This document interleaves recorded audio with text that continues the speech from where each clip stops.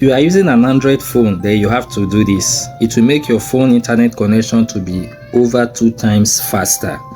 So before I show you, make sure you follow this account and share to all your contacts.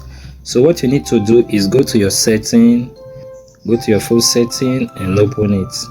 Then you go all the way down to developer options. Look at it, this last option, developer options. Just open it. Then you start searching for this particular option. Look at it.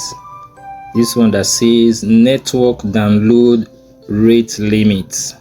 Network download rate limit. Click on it.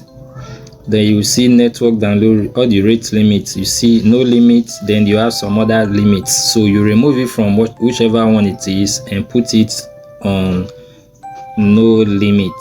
So put it on no limit and your phone will be over 2 times faster with your internet connection. If you get value from this video, you can give it a like and share to all your contacts. The important thing is that we help business owners to run Facebook and Instagram ads. You can send a DM or check the link in my bio. See you again in another similar video like this.